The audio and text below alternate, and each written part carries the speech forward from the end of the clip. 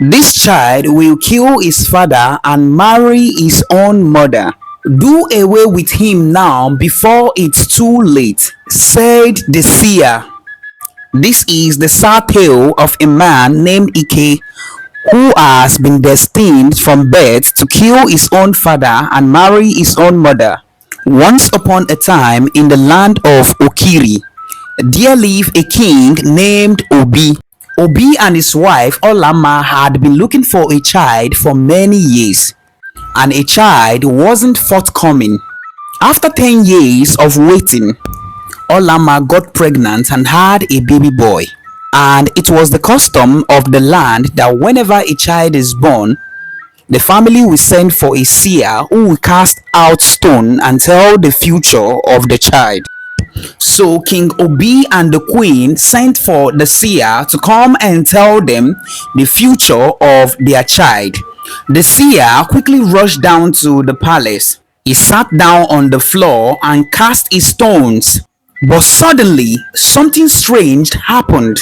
A giant snake rose up and swallowed all the stone the seer had brought. This is something that has never happened in the history of the village. The seer was shocked and was frightened. He stood up and shouted, "This is an evil child.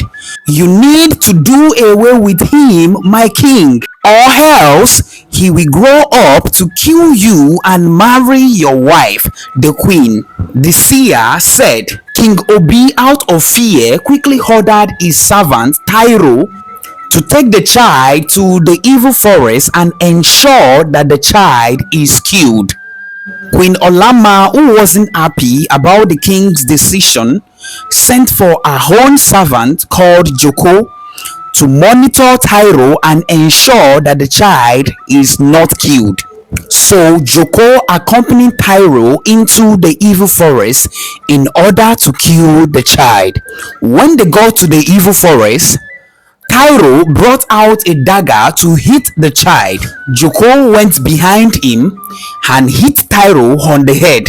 Joko quickly buried Tyro in a shallow grave and took the child to a far-away neighboring kingdom and gave the child to Nkoli, who had been married for years without any child. Nkoli took Ike home and cared for him like it was her own child. Joko got back to the village and King Obi asked him, "Where is Tyro?" And Joko said, while they were coming back, a wild animal attacked them and Tyro was killed. 12 years later, Ike grew up strong and healthy and became an hard-working young man and was the strongest in the entire village. Ike was so strong that the strongest fighter in the village could not match him in a wrestling match. After 6 years of learning how to cultivate the soil, Ike decided to buy a piece of land and cultivate his own crops. One day, while Ike was on his farmland, an old man accompanied by 5 bodyguards approached him and they claimed the land belongs to them. The old man insulted Ike by calling him thief, but Ike would not reply. The old man kept insulting Ike, but Ike wouldn't say anything. Ike got angry the moment the old man called him a bastard. And suddenly, Ike picked up his cutlass and started fighting the old man and his bodyguard. The fight got intense and Ike killed the old man and his 5 bodyguards. After killing the old man and his servants, Ike knew he can no longer stay in the farmland anymore, and the soil is now stained with blood. Soon, Ike became wanted. So Ike began to run from one town to another until he finally landed in Okiri town, a town that recently lost their king, a king he himself murdered. The people of Okiri town did not know that Ike was responsible for the death of their king, and so they accommodated him and cared for him. 2 years later, a war broke out between Okiri town and Koto community. Koto community have been terrorizing Okiri town for years. And so Okiri town began the search for a warrior who will lead their army to the battlefield. Ike volunteered to lead the army to the battlefield. The war lasted for 2 days. Ike led the army of Okiri town to victory. By achieving this, the town of Okiri decided to reward Ike by making him their king. And it is the custom of the people that whoever become king will marry the late king's wife. Ike accepted the offer and married late King Obi's wife, the king he killed on his farmland. Ike married Queen Olama and they both had 4 children together. After 11 peaceful years had passed in the reign of Ike as the king of Okiri town, a mysterious sickness struck the land and plagued the people of Okiri town, of which many died from it and lots of animals lost their lives.